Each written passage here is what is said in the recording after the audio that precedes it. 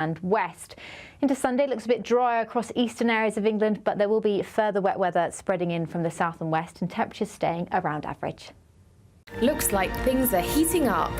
Boxed boilers, sponsors of weather on GB News.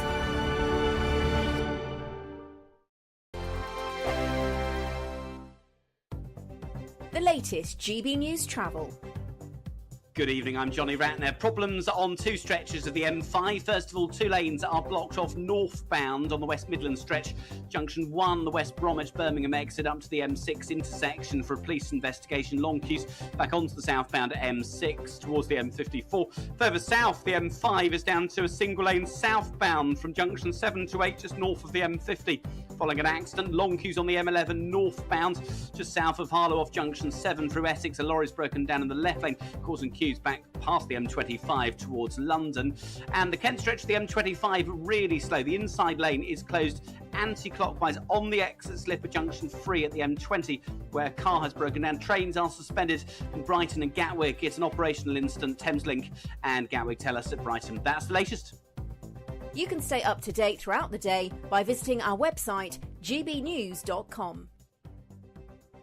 Celebrate a spectacular summer with your chance to win an incredible £30,000 in tax-free cash in our Great British Giveaway. It's the biggest prize of the year so far, and it's totally tax-free. What would you spend that on? Luxury holidays, a new car, or just put it away for a rainy day? Whatever you do with £30,000 in tax-free cash, make sure you don't miss out on the chance to make it yours. For another chance to win £30,000 in tax-free cash, text cash to 63232. Text costs £2 plus one standard network rate message. You can enter online at gbnews.com/win. Entries cost £2. Or post your name and number to GB07 PO Box 8690 Derby DE1 9TT.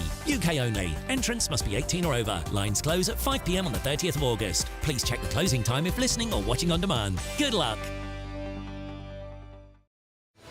I'm Patrick Christie's. Every weeknight from 9, I bring you 2 hours of unmissable, explosive debate and headline-grabbing interviews. What impact has that had? We got death threats and the bomb threat and so on. As time passes, she could have said Storm. You made my argument for me. My guest and I tackle the issues that really matter with a sharp take on every story. Went everywhere. Something practical could be done. Or I can become something different. Patrick Christie's tonight from 9 p.m. only on GB News, Britain's news channel.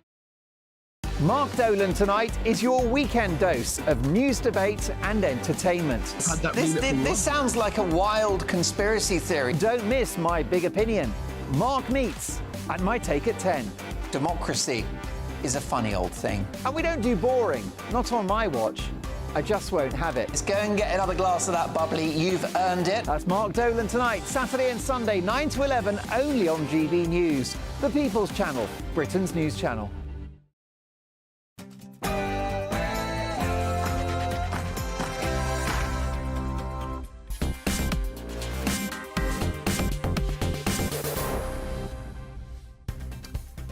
Good evening, I'm Christopher Hope, GB News' political editor, standing in for Nigel Farage this evening.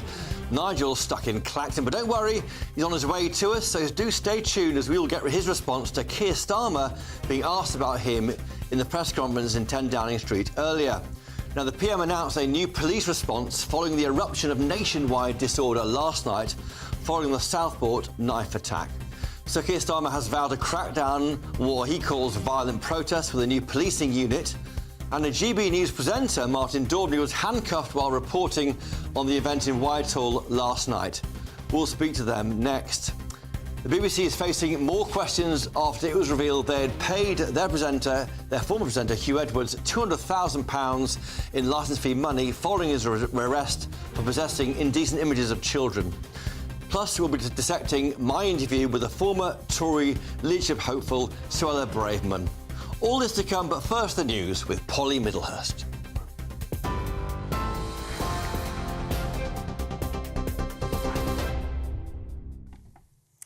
Well, the Prime Minister today told police chiefs that officers should tackle rioters using the same powers used to ban football hooligans. He's announced a new violent disorder unit in the wake of the Southport stabbings and the disturbances that followed across some parts of the UK, including one outside Downing Street last night. Sir Keir Starmer insisted he'll put a stop to the thugs. The community of Southport had to suffer twice. A gang of thugs got on trains and buses, went to a community that is not their own, a community grieving the most horrific tragedy. Well, in relation to that tragedy in Southport, a 17-year-old male charged with 3 counts of murder and 10 with attempted murder in Southport has been named as Axel Rudakubana. 3 children, 7-year-old Elsie Stankham, Alice Aguirre, who was 9, and 6-year-old Bibi King were all killed during an attack at a children's holiday club. 2 other girls injured have now left hospital. Well, the suspect appeared in court this morning and was named after a judge lifted reporting restrictions. He's now been remanded in youth detention custody. In other news today, the BBC says it's considering legal action to claim back some of its payments to the former newsreader Hugh Edwards. The Director-General, Tim Davies, says the organisation's looking at all options after the 62-year-old pleaded guilty to 3 counts of making indecent images of children yesterday. Hugh Edwards was the BBC's highest-paid newsreader before he resigned in April, earning more than £475,000 in the last year. To the United States now, where Donald Trump has sparked some questions after he questioned the racial heritage of Kamala Harris. Speaking to a panel of black journalists, the former president claimed Miss Harris had changed from identifying as Indian American to being black. His suggestion that the vice president was using her race for political advantage drew gasps from the audience in Chicago. I don't think I've ever been asked a question in such a horrible manner, a first question. You don't even say, hello, how are you? Do you believe that Vice President Kamala Harris is only on the ticket because she is a black woman? Well, I didn't know she was black until a number of years ago when she happened to turn black, and now she wants to be known as black. So I don't know, is she Indian or is she black? She is always identified as a black woman. I respect either one. I respect either one, but she obviously doesn't. Well, responding to that conversation, Kamala Harris herself, who's the daughter of a Jamaican father and an Indian mother, gave this reaction. Donald Trump spoke at the annual meeting of the National Association of Black Journalists. And it was the same old show. The divisiveness and the disrespect.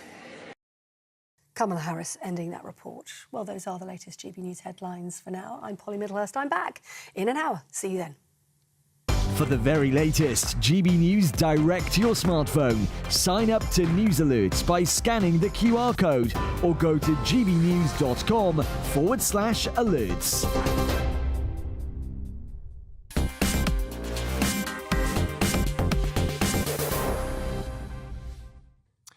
Good evening, I'm Christopher Hope, GB News' political editor, filling in for Nigel Farage, who can't be with us just now. He's stuck in Clacton, but have no fear, he's on his way to us, so do stay tuned. We'll get his response to Keir Starmer being asked about him in the press conference in 10 Downing Street earlier. Now, earlier, the PM addressed the nation after days of protests escalated across the country following the Southport knife attack. Let's take a listen. I can announce today that following this meeting, we will establish a national capability across police forces to tackle violent disorder. These thugs are mobile, they move from community to community, and we must have a policing response that can do the same. Now, the Prime Minister has agreed that a new police unit aimed at targeting violent disorder will improve the gathering and sharing of intelligence across the UK on known extremist troublemakers. Yesterday's nationwide disorder sparked by the killing of 3 young girls by a 17-year-old who now can be named as Axel Rudakubana. Well, Nigel has been criticised for his comments about the Southend incident, posing the question, have we been told the entire truth? The PM was asked in the press conference whether Nigel's remarks were responsible for any of the violence we're seeing this week.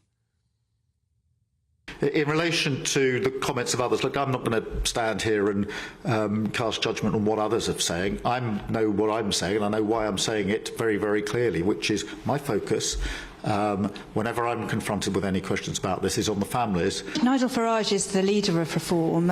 He did very well, obviously, in the election, and he's been accused of spreading conspiracy theories about the Southport tragedy and his response to it.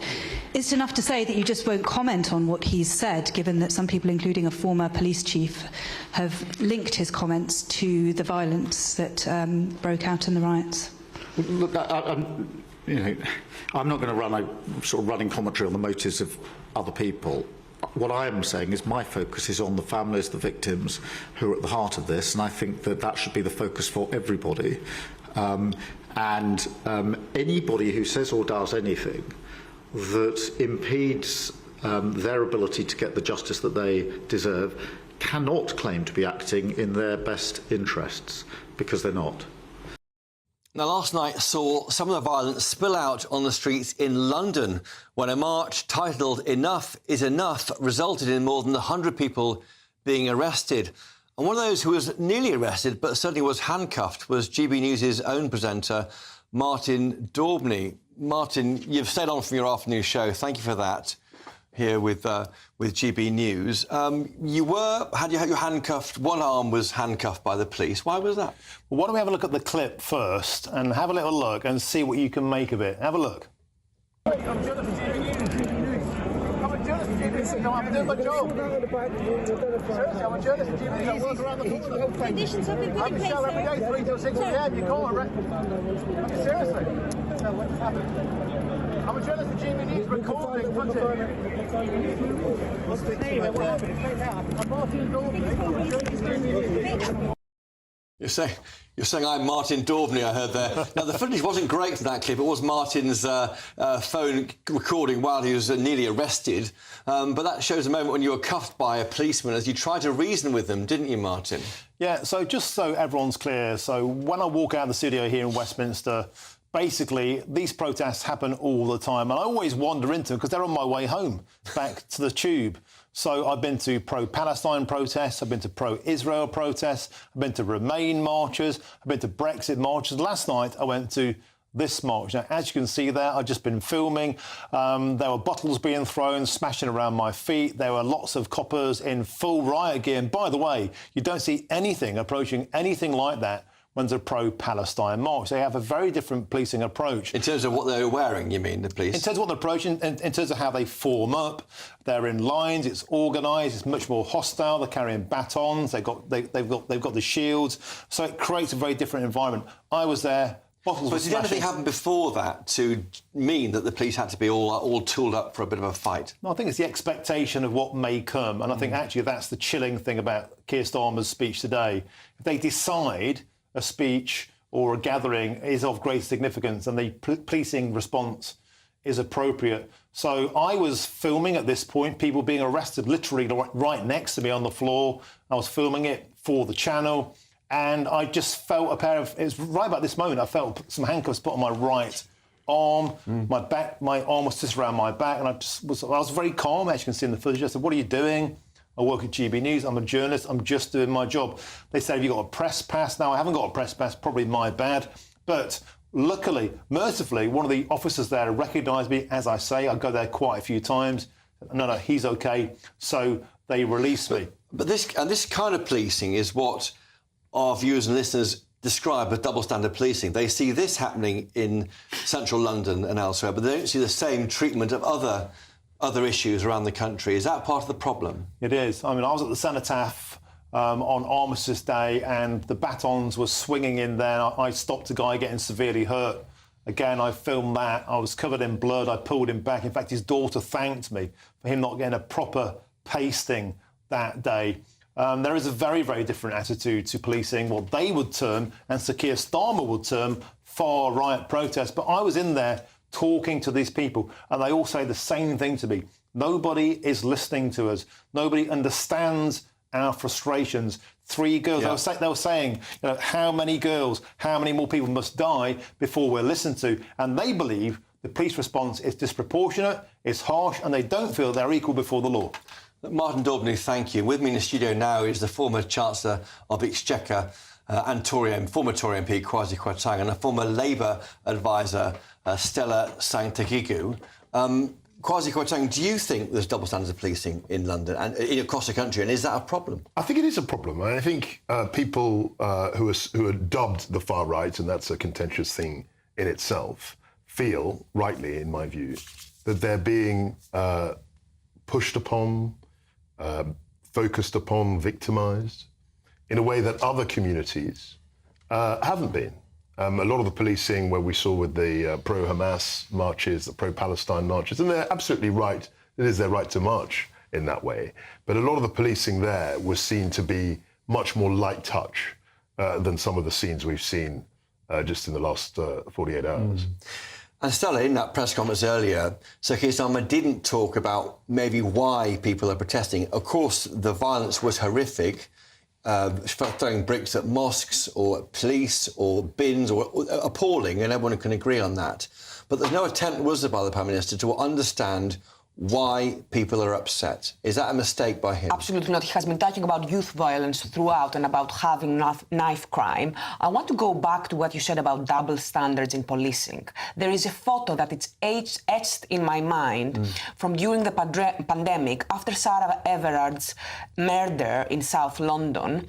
There was a peaceful vigil by women, feminists, and there was this photo of this young woman who was handcuffed and put on the floor by the police officers. Yes. And that was a peaceful protest. So when you're talking about double standards, I'm wondering, are you suggesting... I agree. But no one doubts that. I agree with that. I remember at the time I was an MP and people were complaining about that. They were saying that they were being victimised wrongly because they were peaceful protesters. So are you suggesting that the police is more pro-Muslim than they are pro-feminism and pro-nationalism or however else you would like to... I'm not imputing any motive. I'm just saying there is a mismatch between, as you point out, the peaceful protests when Sarah Everard was killed by a policeman, and the protests yesterday. Was Southport peaceful to you? And no, I'm just saying that there's definitely a double standard, and you are admitting that. You're saying that the Sarah Everard protests were harshly policed, yes, and I agree with that. The suggestion seems to be that the police is more light touch when the protest is more left-coded. And I have to say something... It's not a left-right issue. It's not a left-right issue. I have an anecdote from yesterday, Martin, since we talked about your anecdote. A friend of mine, a black guy, young man, he was walking through the protest yesterday, and he was verbally abused by some people because he said something about Tony Robinson. He wasn't being violent. He wasn't being anything like that. He was just walking past, said something about Tony Robinson, and he was called a black beep. I'm not going to say the word. And the police intervened immediately to separate. But they were right to do that. They were right to do that. And they were right to do that. But when you're saying that there is nothing untoward there, people are looking at the videos of people getting drunk and throwing bottles at the police. Right. I was at the Armistice Day protest, and pro-Palestine protesters walked in masks, and they were chased down the street. Rightly so. Why go to those protests specifically to cause I agree with trouble? you. They shouldn't go. I agree with you. I'm not on the side. Why go to these protests? There should be an equal... I'm just saying... Martin, can I say, Kwasi, is the problem here that you have differently resourced police forces? Slightly. So in other parts of the country, Manchester, maybe Hartlepool, Southend, you have police less ready to deal with these problems, and so that's why you might... And just trying to argue the police's case, you may have different levels of policing. I think that's a fair point, but I think the suspicion here is that both there were pro-Hamas protests in London, and there were also the scenes that we saw the cenotaph yesterday, and there is a view that they're slightly differently policed, and I can see why people say that, and I think it's wrong. But they were entirely different orders of magnitude, right? Because the pro-Palestine protests where we are talking about mass numbers of people and a much more diverse crowd. But they were policed differently. And the thing about policing with riot sticks, with riot shields, with mass formations, it creates a tension that engenders arrests. But the Martin, policing of those... I've been on these protests. You don't see anything like that on a pro-Palestine Palestine march. It's soft touch, it's soft soaping, and they don't nick people like they do on yesterday's march. Wasn't that a response to the fact that the protest we saw in Southport turned violent straight away? People arrived there with cans of cider and beer. They got drunk. They attacked the police. It's not illegal to have a can of beer on a protest. Okay, Martin, listen, but you see, it's a very different nature of an event. Kwasi, do you think the PM might regret not trying to tackle the cause of this and just going after the symptoms? So, look, it was a bizarre... And I know Keir Starmer, I have respect for him, but he's a North London lawyer. Let's cut to the chase. And so, what does that mean? Well, that means that he is part of a metropolitan elite that hasn't been in touch over the last few years with people outside London.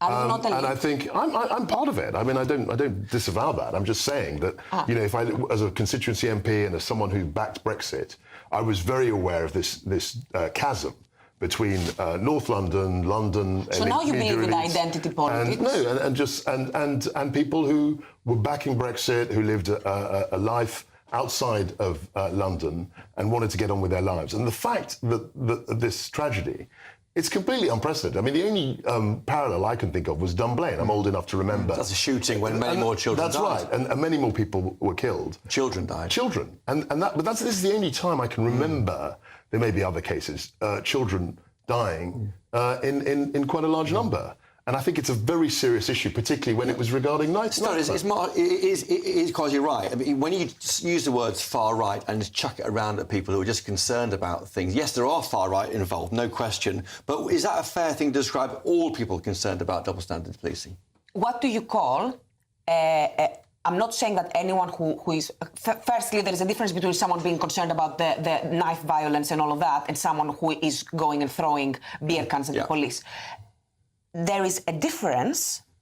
Sorry, say the question again. Yes, far right. Sorry, yes. They're not all far right. They're not all labelled them with the same How do you describe, if they're not far right, how do you describe someone who is trying to portray every Muslim being Muslim and being an immigrant? It's not about these protests. How do you describe the misinformation?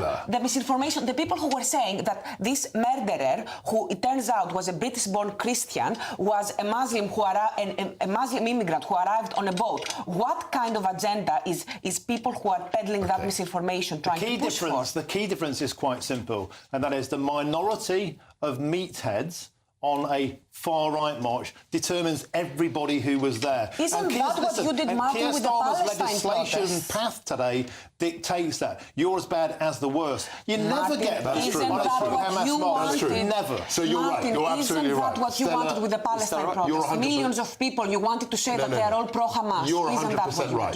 No, my precise point is...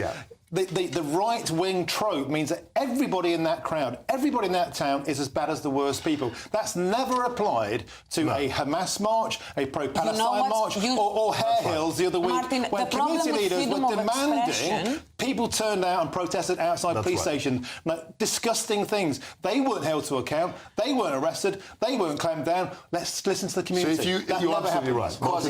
If you have one Islamist who denounces the West and wants to blow up Buckingham Palace or whatever it is in one of these marches, Keir Starmer and others will be the first to say not everyone is like that.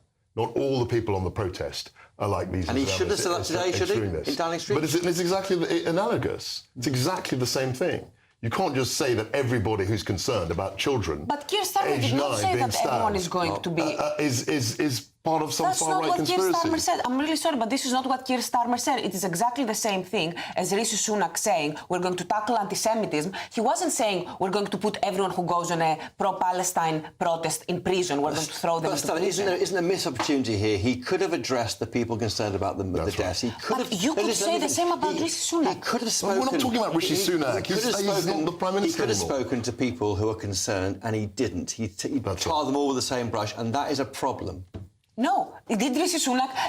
Did Rishi Sunak try to appeal? The reason why I'm bringing him up, because I'm not bringing it up to avoid the issue. The reason why I'm bringing it up is because people who will be watching this will be seeing a completely different way of dealing with this protest from the way that we dealt with the pro-Palestine protest. So the problem with freedom of expression, Martin, is that it has to appeal to everyone. And what the right-wingers are realizing right now is that they have spent the last few months demonizing Muslim people, Muslim people concerned about the deaths of Muslim kids in Gaza. You're the right-wingers do the worst. And also, you're not talking about the issue.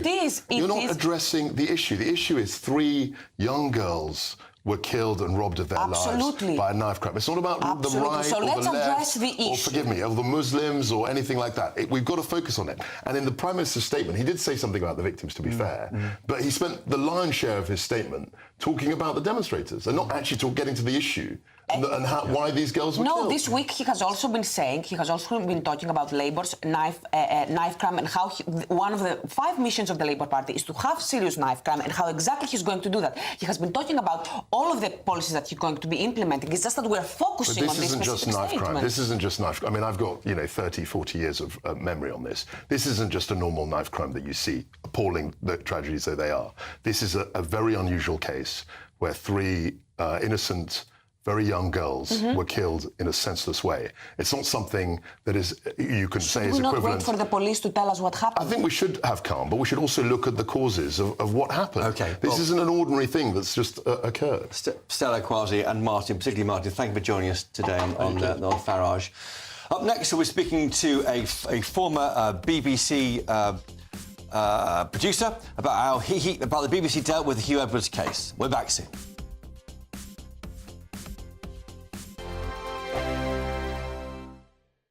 Weekdays on GB News. Wake up to breakfast every day from 6 a.m. Followed by Britain's newsroom at 9:30. At noon, it's Good Afternoon Britain. Followed by Martin Daubney from 3 p.m. Only on GB News, the People's Channel, Britain's news channel. I'm Stephen Dixon, and thanks for joining us on GB News, Britain's news channel. This is GB News, Britain's news channel. One local cricket team was made up entirely of one family, the Jollens. The Newmarket midweek seconds played Thurlow and Old Mill Greenian seconds, captained by, here we go, James Jolland. He played alongside family members Henry, Freddie, George, Jack, Archie, Ryan, Brandon and Daniel. Even if slightly controversial, one of the umpires was a Jolland to Stephen the umpire. Yes, well, the Jolland family mostly live in Wickenbrook in Suffolk and have played for 4 years for Dullingham Village team before it merged with Newmarket. So that's the entire backstory. We're delighted to be joined now by Captain James Jolland and teammate and brother Nick Jolland. Really good to see you both this morning. This is incredible. How did you get the entire family involved in cricket? Well, we started the club about 3 years ago, and it was more friends and family. But then it had this opportunity of this week to get everyone involved because everyone was back and they all played cricket, various levels, and the youngest being 12, George. And we were all available, so we thought 1 week we'd do the whole team. You booted the friends out for 1 week only? Yeah, they were very good about it. They come and watched. They supported us. How did the other team feel about having an umpire with related ties? Well, the captain of the Thurlow is one of our friends. We do know him, so he was fine with it, and there was no controversial decisions at all. I think it's a fantastic strategy. No, yeah. You could plant somebody. That's the way in a position of authority. It's a great idea. Oh, look, here's the scorecard we can see on the screen with all of your names on there. Some fantastic English names on there. How does it get between the family members? Is it very, very competitive between you all? As you get older, you work on that, don't you? And you keep that competitiveness out of it. And it's really to play with your sons. It's a great thing to do. It's a lovely thing we've all got sons in it. That's why we do it. GB News, the People's Channel. Hello there, I'm Eamon Holmes. Thank you for joining us on GB News, Britain's news channel.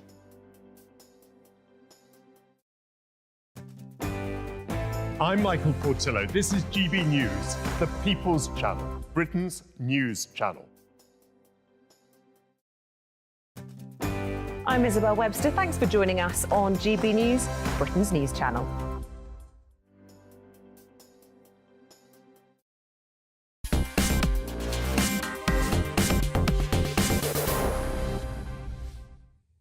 Now, welcome back. I'm Christopher Hope, in for Nigel Farage, who's on his way to the studio and will hopefully be joining us soon. Now, yesterday saw the shocking story of BBC newsreader Hugh Edwards plead guilty to accessing indecent images of children. The corporation has come under fire for not only paying a presenter, but also increasing his wage, and some of that money, £200,000 of it, was paid after he was arrested, but before he was charged. Of course, he'd left the BBC by then. There were so many questions about how much the broadcaster knew and why he wasn't sacked earlier. Well, moments ago, the Director General of the BBC, Tim Davie, defended that decision not to sack him. That when someone is arrested, there's no charges. Also, another factor at this point was a very significant duty of care considerations. I think it was right for us to say, look, we'll let the police do their business, and then, when charges happen, we will act. Joining me now is David Keithley, a former BBC producer. David, have the BBC cocked this one up, or were they in quite a difficult position? They had an individual here who had been arrested but not charged. Could they have suspended pay to him? Obviously, the BBC, as a responsible corporation, has to follow due process. And due process these days is increasingly complicated under HR, human resources rules, as it were. But the BBC has got long form on this, in the sense that they are their own judge and jury in terms of deciding what the right course of action is. There's no independent input into how the BBC is supervised. And the result is that there's been a series over the years. I've been monitoring the BBC professionally for over 25 years now. And there's a long history of them not being transparent enough in these issues. There is a board, David. There's a board of governors. I mean, there is a degree of oversight, isn't there, of Tim Davie? Yeah, yes, that's the way it works. But there's no independent input of those. Once those people are appointed, they are part of the BBC structure. And most public bodies in the UK, when there are complaints about how an organisation behaves, have a system for a public body, an independent body, to be involved in some way. And the BBC's response in these occasions, and it happened with Savile, very sadly.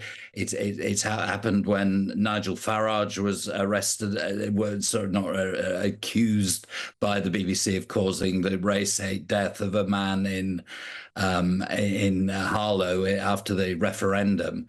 As a couple of examples, it happened with Martin Bashir and the Princess of Wales interview. What happens is they go into protection overdrive. They've got over 250 publicity officers. David, the Met Police, they say they informed the BBC's governance department on the 8th of November. Now, common law police disclosure means there's a mechanism through which an employer is told about an employee who may have committed or not an offence, and it's then the information is given to them in strict confidence to allow the employer to decide what risk mitigation measures to take. Now, Hugh Edwards was suspended at the time, but they had a choice, the BBC, didn't they? They could have maybe moved to say, well, we'll stop paying you now until there's a charging decision. And that wasn't taken, was it, by the employer? It wasn't. And that again, why was that the case? The BBC say simply and glibly in their statement that they introduced before that Tim Davie interview, that they hadn't been told he had definitely been charged of any offence, and he was arrested. He was arrested but not charged. Then, wasn't he, David? He was arrested but not charged. Yes. So that's their criteria. But what's emerging in this case, and we have to be careful for legal reasons, is that it seems that his behaviour was widely known within the BBC. People like Nicky Campbell, a very respected reporter, have said, who himself was a victim of child abuse of the sort that Hugh Edwards has admitted to. And child pornography is a misnomer. It is child abuse when you're talking about children in the age category that were involved here and the category of images. And so what it's quite important, David, is that no one knew about the child abuse claims at the BBC. The claims were about whether he's approaching younger colleagues and asking them questions which were inappropriate. That's different, isn't it? Yeah, oh yes, of course. But at the same time, what I'm saying is that what is emerging is there's a pattern of behaviour by Hugh Edwards. And the tendency, I come back to the point, that the tendency of the BBC over the years has been when there are questions about the behaviour of their staff, they tend to go to the line of least disclosure possible and least action possible. This is David Keithley, thank you for joining us tonight to discuss this Hugh Edwards scandal. Now, joining me back again in the studio is my panel, the former Chancellor of the Exchequer and former Tory MP, Kwasi Kwarteng, and a former Labour advisor, Stella Sankatiku. Stella, do you think here the BBC were in a difficult position? They had to really honour the contract until a charging decision was made, and by then this individual, Hugh Edwards, had left the corporation. I think they're in a position that a lot of big bureaucratic organisations find themselves in, where they are used to being extremely cautious when it comes to legal matters. However, there is some responsibility there that needs. There needs to be some responsibility taken there about the fact that this is clearly an issue of public interest. How do you excuse this kind of behaviour, and who knew exactly, and why did they not? Surely there must have been a different way to act, where they would still be compliant, but whatever legal HR requirements they have. I completely understand having a contract and all of that. What I'm wondering is, was there some kind of deference that usually is reserved for people who are extremely senior, extremely well paid, have an extremely high profile, and very often their high profile is tied to the reputation of the organisation they work for. Yeah, Kwasi Kwarteng, is Stella right there that there was a double standard here? Everyone knows Hugh Edwards. He commentated on the King's coronation, the Queen's funeral. People treated him differently and more referentially. Look, I think they were in a very difficult position because they didn't know the nature of the charges, as you pointed out. And as you say, he's a big figure. And I think they probably did. I've met him. What's he like? I think he's an affable. I mean, obviously, I didn't know about the crimes that he's been convicted of. But he was affable, genial, a good professional. But of course, he had this appalling other side to him. And I think for the BBC, I think what David said is right. I think the problem is that they're the judge and jury. So there's no independent commissioner, there's no independent arbiter as to whether they're acting well or not. Politically, I think Labour have taken their foot off the BBC. That we heard from Sir Keir Starmer. Sure. He has said they're going to carry on with the licence fee, not reform that at all. No, they won't. Your former government had said they would look at maybe a Netflix funding model, a different way to keep. I think BBC reform was something that we mooted, but we didn't really get anywhere with in 14 years. And I don't think it's likely to happen, frankly, under this government. What's the answer here, Stella? Is it that the BBC should review how it treats individuals if they're arrested but not charged, maybe withdraw paying them until they're cleared? 100%, and they should review the kind of culture that they have that has allowed for something like this to happen. But I'm not going to sit here and say that, the BBC is anything but a national treasure. I've said this before. As a Greek person, I'm so jealous of the BBC. It is so precious. The British people are so lucky to have the BBC, and we must save it. We must reform it. Look, it's a great institution, but I want it to compete with other institutions. No, I don't want it to compete, because if it competes, the quality it will no longer. We see what happens. You let capitalism run wild, and then you get TikTok. That's what happens. Okay. TikTok is a bad thing, is that? That's what you're Stella, Kwasi, thank you. Now, coming up, GPs are set to take industrial action over a funding row. We'll talk to the former chairman of the British Medical Association's GP committee next. Hello, good evening. Welcome to your latest GB News weather update brought to you from the Met Office. Warm and sunny for many of us into tomorrow. Some further heavy downpours, though, across eastern England at first. And through this evening, we could still see some heavy downpours. Into Friday, though, we will see a weather front arrive from the northwest. That's going to introduce much fresher air. But before then, still a fairly muggy night to come. And as I said, it's a risk of thunderstorms first thing this evening across eastern areas of England. But those should die down as the night goes on. So a dry night for many of us, but still feeling quite humid and muggy, as I mentioned. Temperatures quite widely in the mid to high teens across England and Wales. A little bit fresher further north, but still fairly mild for the time of year. Now, into Friday morning, there'll be some wet weather arriving into the far north and west, spreading into parts of western Scotland, bringing cloudier skies, some outbreaks of quite heavy rain. The winds will also start to pick up. It's a southwesterly breeze on Friday morning. Eastern areas of Scotland, northeastern England, though, still a bright start. Temperatures already 16 or 17 degrees by 8 o'clock. Another warm and sunny start to the day across Wales, many areas of England, but it's in the southeast where we've got that risk of some further heavy downpours through Friday morning. They won't be quite as widespread as we're expecting through the rest of today, however.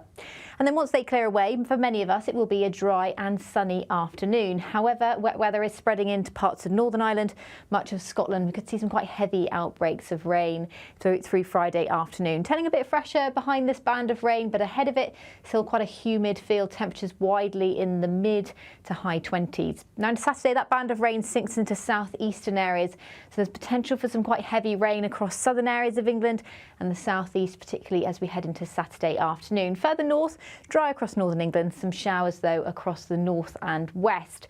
Into Sunday, it looks a bit drier across eastern areas of England, but there will be further wet weather spreading in from the south and west and temperatures staying around average. Tune in to Friday Night Live with me, Mark Dolan. GB News royalty with your perfect start to the weekend. Lucky us! Feisty and fearless guests. Well, I'm a normal person, so ask me. Honest opinions that raises more questions than a Gary Barlow tax return. And a few surprises along the way. Might be cold in this studio. That is Friday Night Live with me, Mark Dolan. 8 to 9, only on GB News, the People's Channel, Britain's news channel. I'm Andrew Pearce. This is GB News, the People's Channel, Britain's news channel.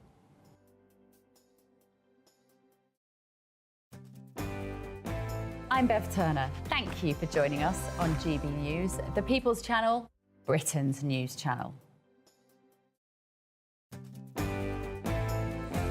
I'm Emily Carver. This is GB News, Britain's news channel.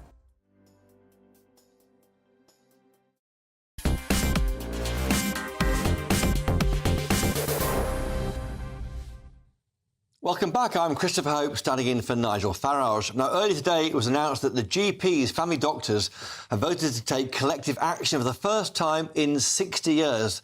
Now, it's not strike action, it's more like work to rule. They'll take a number of steps to limit what they normally do during working hours. Joining me now is Dr. Lawrence Buckman, a former chairman of the BMA's GP committee. Dr. Buckman, thank you for joining us tonight on Farage. Why on earth are GPs striking or not or slowing down their work? They're stopping doing things they're not paid for, and they are reducing work to safe limits. There's two separate things. One is the sort of headline, they're going down to 25 patients a day, which is recognised as the European safe limit. From how many? From how many? 40 or so? Something like that, yeah. I mean, it was a quiet day when I had only 36 people. So 40 is more like it, and 50 is not unheard of. And that isn't safe for patients, particularly at the end of the day. They're not getting as good a deal as they did at 9 o'clock in the morning. And that has to stop. We've been talking to government about that for years. This is not a new thing. The other things are unresourced work. And part of the problem with unresourced work is that we don't have the staff to do it, and we haven't got the money to pay them. So this is not about GP pay, because there won't be more GPs if you double my pay. It's not going to work like that. What you have to do is take away the things that are not necessary and some of the things that really are barriers for patients. And one of the actions what a GP can take, if they wish, is to stop referring people through this special electronic filter that stops people getting to the consultant of their choice. And we think that should stop. We think it's a complete waste of time for patients. It's certainly a waste of time for doctors. It's second guessing people getting access to specialists, and we don't think that should go on. And there's loads of other stuff which is unresourced and to an extent has no great value, and we are certainly not paid for and gets in the way of patient care. But those are improvements which the last government were looking at, talking to consultants directly, allowing pharmacies to triage things that shouldn't go through a GP. But you have got, I mean, the viewers, listeners to GB News tonight will be thinking, I can't get hold of my GP now when they are dealing with more patients. And how on earth will it get any better this way? I mean, all you want more money, and is not the case you've seen how much junior doctors are getting, and you're thinking, I want a bit of that pie. No, this thing's been going on for 20 years. This is not new. It's got much worse in the last few years because I was talking to the previous Labour government about this and telling them what would happen.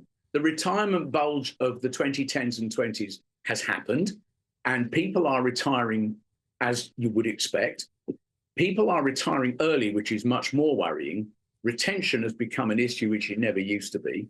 And we don't have enough doctors and nurses and other healthcare professionals in the workplace to deliver the care. And that's because a very large amount of NHS resource goes to hospital. And I'm not suggesting you should reduce what they get. It's purely that we need some in primary care to enable us to provide care for patients. It's not right that patients should have to wait more than 24 hours to see a GP. That's absolutely wrong. And the only way you can improve that is to get more people working into primary care. And that needs a plan. Of course, no government's going to wave a magic wand. And even if they were to dump a load of money, which I don't think we would object to, actually, that won't solve anything. What you need is workforce. That's the real problem. We've got to stop people walking away from the service because they can't cope. My job now is looking after doctors and nurses who have mental illness within the NHS because they can't go on with the workload. And that problem has grown from nothing to an enormous number of people. And young doctors, ones who just qualified, instead of saying, oh, I want to be a GP or I want to be a hospital doctor, they say, I want to emigrate. And that problem now is a large problem. Look, Dr. Buckman, thank you for joining us tonight on Farage. We really do appreciate it. Now, joining me again, my panel, a former Chancellor of the Exchequer, Kwasi Kwarteng, and a former Labour advisor, Stella. Well, thank you for again. Isn't he right, though, Dr. Buckman, Kwasi Kwarteng? He's saying that the reason why they're going to do a work to rule is to force the government to give them more GPs. So, look, I think he's partly right. I think it's true that this has been bubbling for a long time. It's also true that a lot of people have left the profession, partly because their pension pots have been capped. Yeah. So it makes economic sense for them to leave probably slightly earlier. And this was a problem I saw in government. However, I do think the fact that junior doctors got, I think, 22% just a few days ago. Around 20%. That's right. It was a couple of days ago. It's not a coincidence that in the same week that they've got 22%, the GPs are taking the first collective action in 60 years, I think you said. I don't think those two facts are unrelated. Stella Santakidi, he's right, isn't he, Kwasi Kwarteng? Essentially, you've got this problem caused by the government by overpaying the junior doctors. They want back pay, 20% of back pay, and now the other individuals, other groups in the economy want the same. The Conservatives have taken doctors and our medical staff for granted for such a long time, even after all they did for us during the pandemic. And we are saying we want to reduce immigration and we want to stop being dependent on medical staff for abroad. And how do we treat our medical staff here? What's the signal that we send to young people who want to become doctors? We are telling them, just go in the private sector, become a consultant, you're going to make more money there. I completely agree with the guest that you just had, and I think that it is entirely reasonable for doctors to work to rule and leave people suffering and unable to get care. No, that's not what they're doing. How is a doctor who is so stressed that they need they need mental health support themselves, a doctor that is going to be productive and that is going to provide good service? And there are wider issues here. I mean, I think the GPs probably have some cause, but I don't think it's a coincidence they're doing this immediately after the junior doctors have got 22%. And do you think more will come forward? I think the risk, the fear... Because you were former Chancellor. I was business secretary as well. And I could see the effect of the public sector pay, what used to be called the public sector pay round. So if you give junior doctors 22%, there were lots of other people in the public sector who will be thinking, well, if they get 22%, why don't we try and get more from the government? And with inflation at 2%, you're very likely to get above inflation settlements, which will have an effect on the public finances. Kwasi, Stella, thank you. And thank you to my panel. Next, we'll be discussing my interview with former Home Secretary Suella Braverman, the first that she's done since dropping out of the Tory leadership race. Back soon. Weekdays on GB News. Wake up to breakfast every day from 6 a.m. Followed by Britain's newsroom at 9:30. At noon, it's Good Afternoon Britain. Followed by Martin Daubney from 3 p.m. Only on GB News, the People's Channel, Britain's news channel. Join me, Nana Akwe, for an informative, interactive news programme with a difference. It's fun. It's true. You're not wrong. No one will be cancelled. Lovely. Join me from 3 p.m. every weekend, only on GB News, Britain's news channel. GB News Breakfast, every day from 6 a.m. Now, we've got a story and a half to tell you and bring you now. Our very own GB News political correspondent, who we love very much, Catherine Foster, joins us in the studio, and she's smiling, but she wasn't smiling for the past few days. 2 of her sons, Matthew and Andrew, were reported missing in Bali. I got a text from a friend saying, can you give us a call, a bit worried about them. Then spoke to a girl they'd befriended who was in Sweden, but they'd met on their travels. And she told me that they'd gone up the mountain. By the time I found out, they'd been missing for 30 hours. They'd gone up the mountain on the Tuesday night, British time. This was the Thursday morning, without a guide. And they'd told her it was really hard.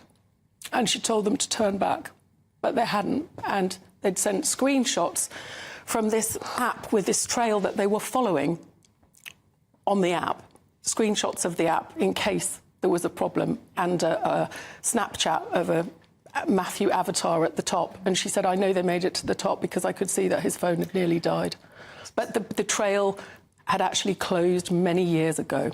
So the app, we will need to make sure that that gets taken off the app. But, you know, technology saved them in the end because it was the screenshots and it was the messages that they'd sent, but they should never have been without a guide. But what were you doing during those 30 hours that Mum couldn't, when the phone died and Mum couldn't get in touch? Where were you? What were you up to?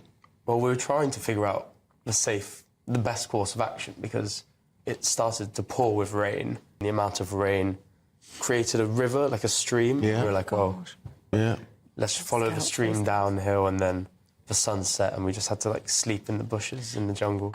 GB News, the People's Channel. Every Saturday, 10 till 12, we'll bring you all of the news that you need to know. We'll also remind you that there is so much to smile about. It's my favourite time of the week. I get to relax, enjoy some light-hearted stories, and let Ellie teach me about fashion too. That's Saturday Morning Live, every Saturday, 10 till 12. Only on GB News, Britain's news channel.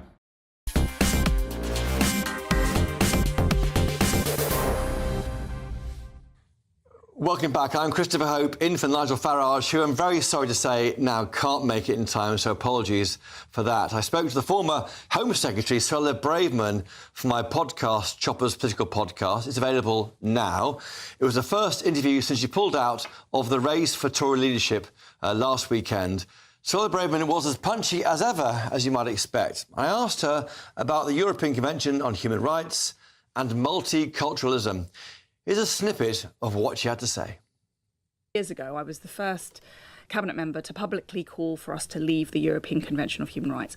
I was demonised then. People said I was mad and crazy for saying that. 2 years on, we've got, you know, so-called one nation candidates in the leadership contest, like Tom Tugendhat, leading with a pledge to potentially leave the European Convention. He hasn't gone further than Rishi Sunak. I mean, look at the wording there. He's done it in very caveated wording. But I thought that was quite telling that someone from the One Nation wing of the Conservative Party would even want to embrace that subject. But I think the fact that he has chosen that subject, you've changed the weather something to talk about, is a reflection of how we've moved the debate and shifted the Overton window.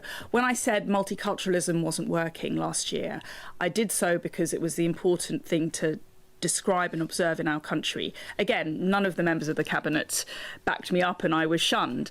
But, 6 months on, a lot of people, I think, would agree with that analysis. When I said that the police were being too soft on the pro-Palestinian protesters, I lost my job for it. That was the opinion piece that appeared in one of the newspapers, the Telegraph. Yes, it was the right thing to do because the police had to step up and be more robust with, anti-Semitism and racism running rife on our streets.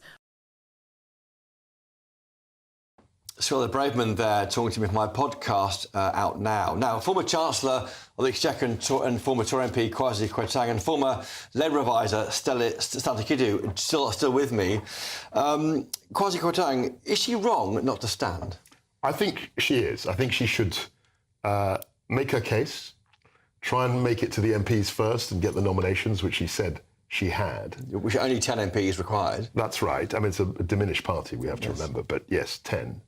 And then she could, if she'd got those nominations, which she claimed she had, then she could have made a wider case, not only to more MPs, but to the country. I think it's a shame that she isn't standing. I think it narrows the debate somewhat, as she's got support. But isn't she reflecting the fact that the parliamentary party is now very centrist? There's not a lot of right-wingers. You're not there for a start. Well, lots of people. I mean, Jacob Rees-Mogg and others aren't there either. But I think she has to make the case. And there are some pretty good, strong right-wing candidates, actually, in the field. And I think it's disappointing that she hasn't taken that step. Stella Kidu, don't you think it's a good thing, maybe, that Suella Braverman won't be leader of the Tory party? Are you relieved she's left the scene? No, it would have been very good for the Labour Party if she was the leader, actually. She would have been a very easy leader to take down. But if I can offer some advice from the point of view of someone from a party which was until very recently in its wilderness years, I think it is very important that the parliamentary party is represented by a leader that is somewhat close to them. It doesn't have to be exactly the same. Yes, sure. Someone who can command the confidence of the parliamentary party. And in that, I think Suella would have a very, very big problem. In that interview, though, Kwasi Kwarteng, isn't she laying down a challenge to the next leader? There are 6 of your former colleagues standing, and she's saying to them, unless you take on reform and neutralise Nigel Farage, you cannot win the election in 2029, because the temptation might be to go into the middle ground where the Lib Dems and Labour are. So my view on this is that you've got to do both. And it's got to be sequenced. That's not easy. No, it's very difficult. But in America, traditionally, they would always say, you run to your base at the beginning, and then you go to the centre. And I think, effectively, that's what David Cameron did. I mean, I remember when he stood, he stood on a fairly classically right platform. I mean, he talked about, George Osborne talked about flatter taxation when he was Shadow Chancellor and Michael Howard was still the leader. And David Cameron pledged to leave the European People's Party, the EPP. And the referendum on the Lisbon Treaty, all of that. Which and that was very much playing, dare I say, to the right of the party. And then, of course, having won the leadership, he moved gradually, I would say, to the centre. And some sort of form of that, I think, needs to happen. But the idea that you can somehow, after the Reform have got 4 million votes, pretend that, that didn't happen and just double down on being a Liberal Democrat doesn't make any sense to me. Well, who better to ask that question than Jacob Rees-Mogg? Now, coming up, Jacob, on State of the Nation, what have you got planned? Well, we're going to have more of your fantastic interview with Suella and discuss that and get into the nitty-gritty of what she's been saying. And I think it's really important, her analysis of where the Tory party is.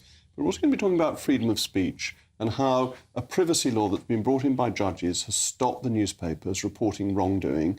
And it turns out that the wrongdoers are then committing crimes, and we need more freedom of speech, less privacy. It's so important that the name of the suspect in the case in Southport has been revealed, because that cuts the gossip out. Jacob, I'll be tuning in. I've been Christopher Hope, in for Nigel Farage. Thank you for joining us here on the show tonight. Apologies that Nigel couldn't get back on time. He's back on Tuesday.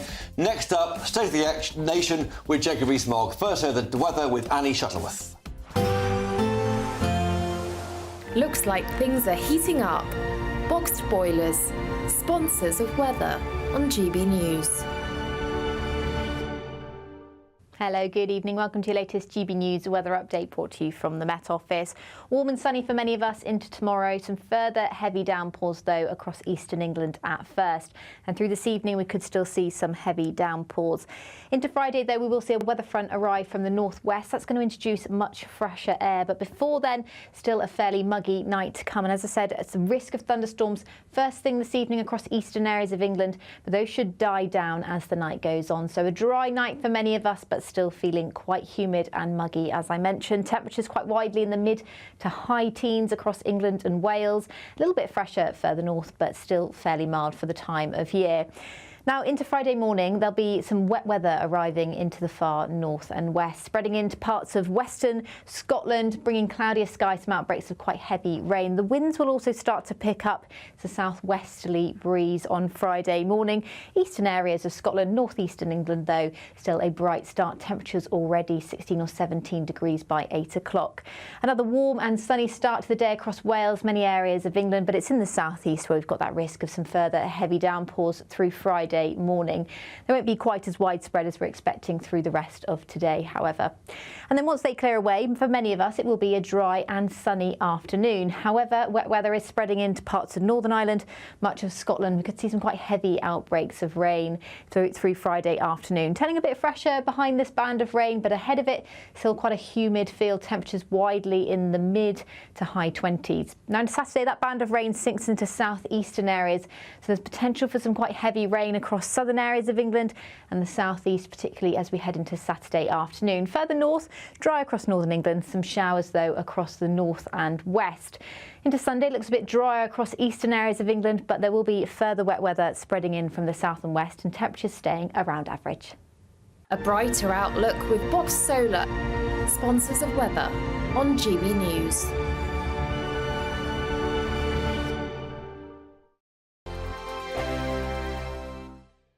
You really could become the next big Great British Giveaway winner with your chance to win £30,000 in tax-free cash to spend on anything you like. Listen to what some of our previous winners have to say about winning big with us. On the day that I got the money in the bank account, everything just seemed a lot sunnier. But I do have something to spend it on. Just go for it. It's an absolute must. Thank you, GB News. Amazing feeling to win. For another chance to win £30,000 in tax-free cash, text cash to 63232. Text costs £2 plus one standard network rate message. You can enter online at gbnews.com/win. Entries cost £2 or post your name and number to GB07 PO Box 8690 Derby DE1 9TT. UK only. Entrants must be 18 or over. Lines close at 5 p.m. on the 30th of August. Please check the closing time if listening or watching on demand. Good luck. Welcome to State of the Nation, daily plunge into the stories shaping our country. I'm Jacob Rees-Mogg, and Monday to Thursday we bring you the insights, the facts, the truth about how our country is being governed. Because what happens in Downing Street matters down your street. Tune in to State of the Nation every Monday to Thursday, 8 to 9 o'clock. Only on GB News, the People's Channel, Britain's news channel. Tune in to Friday Night Live with me, Mark Dolan. GB News royalty with your perfect start to the weekend. Lucky us! Feisty and fearless guests. Well, I'm a normal person, so ask me. Honest opinions that raises more questions than a Gary Barlow tax return. And a few surprises along the way. Might be cold in this studio. That is Friday Night Live with me, Mark Dolan. 8 to 9, only on GB News, the People's Channel, Britain's news channel. I'm Patrick Christie's. Every weeknight from 9, I bring you 2 hours of unmissable, explosive debate and headline-grabbing interviews. What impact has that had? We got death threats and the bomb threats on. As time passes, she could have saved Storm. You made my argument for me. My guests and I tackle the issues that really matter with a sharp take on every story. Went everywhere. Something practical could be done. Or I can become something different. Patrick Christie's tonight from 9 p.m. only on GB News, Britain's news channel. Good Afternoon Britain. Your lunchtime update on the stories that matter across the UK. From breaking news and insightful analysis, inspiring stories and lively debates. You're comparing yourself to a former Prime Minister. Which is it? Stay informed, stay updated, stay entertained. I just don't know how anyone